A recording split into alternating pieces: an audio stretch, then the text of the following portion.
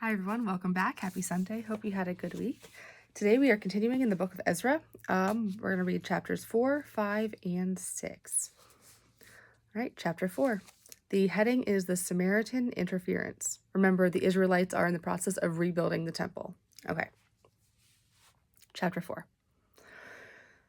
When the enemies of Judah and Benjamin heard that the exiles, the Israelites who had been in exile in Babylon but were back now, the exiles were building a temple for the Lord, the God of Israel. They approached Zerubbabel and the family heads and said to them, "Let us build with you, for we seek your God just as you do, and we have sacrificed to him since the days of Esarhaddon, king of Assyria, who had us brought here." But Zerubbabel, Jeshua, and the rest of the family heads of Israel answered them, "It is not your responsibility to build with us a house for our God, but we alone must build it for the Lord, the God of Israel, as King Cyrus of Persia has commanded us." Thereupon the people of the land set out to intimidate and dishearten the people of Judah so as to keep them from building.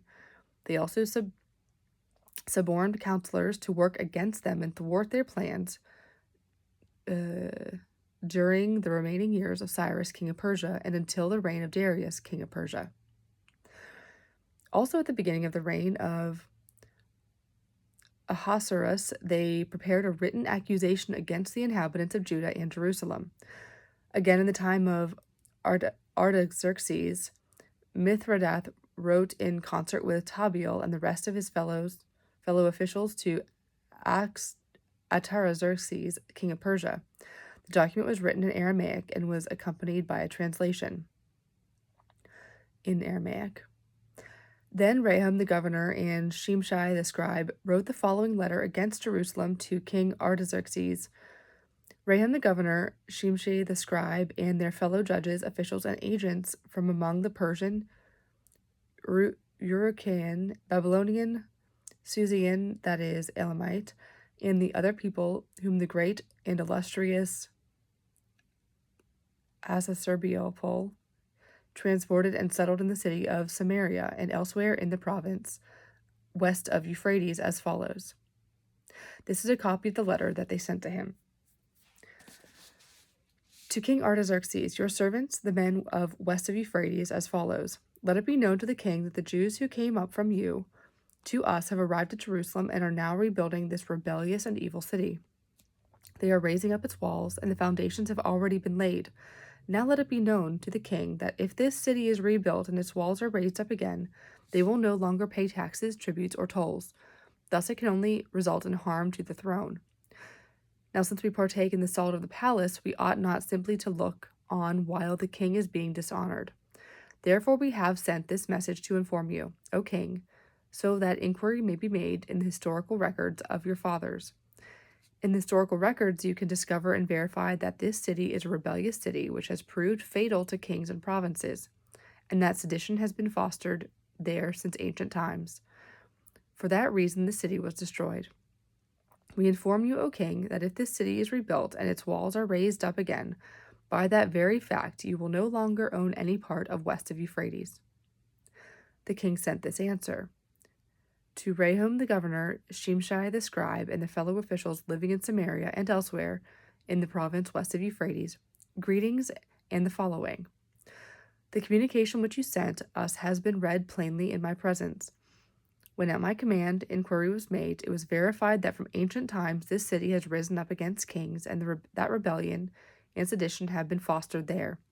Powerful kings were once in Jerusalem who ruled over all west of Euphrates, and taxes, tributes, and tolls were paid to them. Give orders, therefore, that will stop the work of these men. This city may not be rebuilt until a further decree has been issued by me. Take care that you do not neglect this matter, lest the evil grow to the detriment of the throne. As soon as a copy of King Artaxerxes' letter had been read before Raham the governor, Shimshai the scribe, and their fellow officials, they went in all haste to the Jews in Jerusalem and stopped their work by force of arms. Thus it was that the work of the house of God in Jerusalem was halted. This inaction lasted until the 2nd year of the reign of Darius, king of Persia. Chapter 5.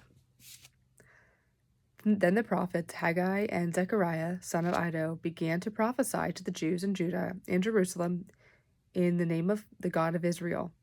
Thereupon Zerubbabel son of Shealtiel and Jeshua son of Jozadak began again to build the house of God in Jerusalem, with the prophets of God giving them support. At that time there came to them Tattenai, governor of west of Euphrates, and Shether-boznai and their fellow officials, who asked of them, "Who issued the decree for you to build this house and raise this edifice? What are the names of the men who are building this structure?" But their God watched over the elders of the Jews so that they were not hindered, until a report could go to Darius, and then a written order be sent back concerning this matter.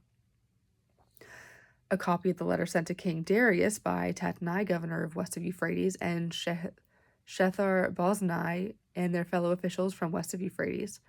They sent him a report in which was written the following: To King Darius, all good wishes, let it be known to the king that we have visited the province of Judah and the house of the great God. It is being rebuilt of cut stone, and the walls are being reinforced with timber. The work is being carried on diligently, and is making good progress under their hands. We then questioned the elders, addressing to them the following words: Who issued the decree for you to build this house and raise this edifice? We also asked them their names, to report them to you in a list of the men who are their leaders.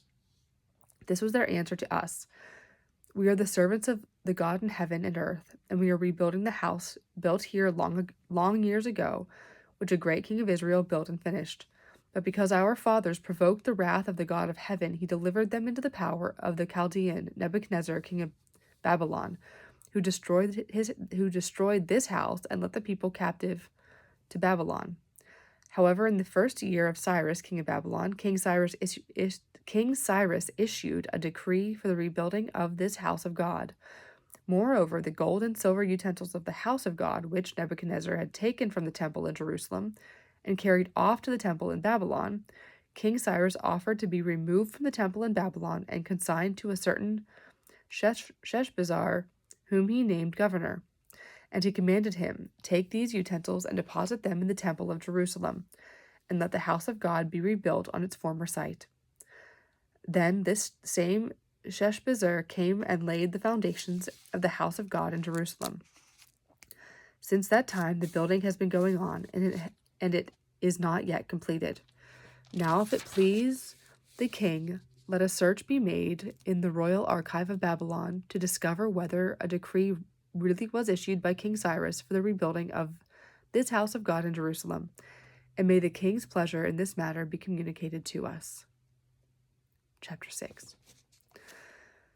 Thereupon King Darius issued an order to search the archives in which the Babylonian records were stored away. And in Ecbatana, the stronghold in the province of Media, a scroll was found containing the following text. Memorandum, it's like memo. In the first year of King Cyrus issued a decree, the house of God in Jerusalem. The house is to be rebuilt as a place for offering sacrifices and bringing burnt offerings. Its height is to be 60 cubits, and its width 60 cubits. It shall have 3 courses of cut stone for each one of timber. The costs are to be borne by the royal palace. Also the gold and silver utensils of the house of God, which Nebuchadnezzar took from the temple of Jerusalem and brought to Babylon, are to be sent back, to be returned to their place in the temple of Jerusalem and deposited in the house of God. Now therefore Tattenai, governor of west of Euphrates, and Shethar-boznai, and you, their fellow officials in west of Euphrates, do not interfere in that place. Let the governor and the elders of the Jews continue to work on the house of God. They are to rebuild it on its former site. I also issued this decree concerning your dealing with these elders and the Jews in the rebuilding of that house of God. From the royal revenue, the taxes of west of Euphrates, let these men be repaid for their expenses in full and without delay. Whatever else is required, young bulls, rams, and lambs for holocaust to the God of heaven, wheat, salt, wine, and oil according to the requirements of the priests who are in Jerusalem, is to be delivered to them day by day without fail, that they may continue to offer sacrifices of pleasing odor to the God of heaven, and pray for the life of the king and his sons. I also issued this decree: if any man violates this edict, a beam is to be taken from his house, and he is to be lifted up and impaled on it, and his house is to be reduced to rubble for this offense. And may the God who causes his name to dwell there overthrow every king or people who may undertake to alter this or to destroy this house of God in Jerusalem. I, Darius, have issued this decree. Let it be carefully executed. Then Tattenai, the governor of west of Euphrates, and Shether-boznai and their fellow officials carried out fully the instructions of King Darius. The instructions King Darius had sent them. The elders of the Jews continued to make progress in the building, supported by the message of the prophets Haggai and Zechariah, son of Iddo. They finished the building according to the command of the God of Israel and the decrees of Cyrus and Darius and of Artaxerxes, king of Persia. They completed this house on the 3rd day of the month of Adar, in the 6th year of the reign of King Darius. The Israelites, priests, Levites, and other returned exiles celebrated the dedication of the house of God with joy. For the dedication of this house of God, they offered 100 bulls, 200 rams, and 400 lambs, together with 12 he-goats and as a sin offering for all Israel, in keeping with the number of the tribes of Israel.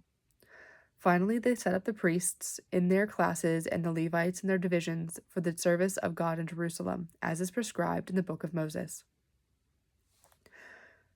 The exiles kept the Passover on the 14th day of the first month.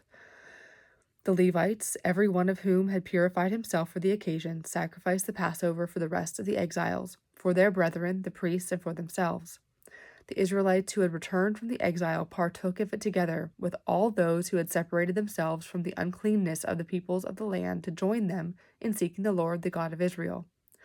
They joyfully kept the feast of unleavened bread for 7 days, for the Lord had filled them with joy by making the king of Assyria favorable to them, so that he gave them help in their work on the house of God, the God of Israel. And that's the end of chapter 6, and that's where we're going to stop today, because the next chapter begins the deeds of Ezra, and I want to keep those all together. So pretty much what we just read was a back and forth, he's not a he said, she said, because they weren't arguing, but it was, you had one king said, do this, and then another king's like, oh, wait, why are you doing this? Who told you to do this? And they're like, oh, yeah, your predecessor said so. So like, oh, okay, let me go check our records. Let me scroll through the emails and find the old email. So it was a scroll, but you get the idea, to confirm that they were told to do this and permitted to do this. So because they found the old scroll with the instruction, the Israelites were able to thwart the attempts to prevent them from rebuilding the temple. They were able to rebuild it and offer the Passover in Jerusalem again. So what we have here again is the Israelites returning to the Lord, returning to what they were told to do by God through Moses way back when. And they are, right now at least, keeping with the law of the Lord. We'll see how long that lasts, hopefully for a while. As we continue next week, as we hear specifically about what Ezra did. Right now, again, we're still looking at the history. Who did what when? How did this come to be? What we need to, the takeaway from this week is the temple has been rebuilt. And on that note, I have rambled on long enough. Let us go ahead and close together, as we always do, with the Lord's Prayer. Our Father, who art in heaven, hallowed be thy name. Thy kingdom come, thy will be done, on earth as it is in heaven. Give us this day our daily bread, and forgive us our trespasses, as we forgive those who trespass against us. And lead us not into temptation, but deliver us from evil. For thine is the kingdom, the power, and the glory, forever and ever. Amen. Amen. All right. Hope you have a great week, and I will see you next Sunday. Bye-bye.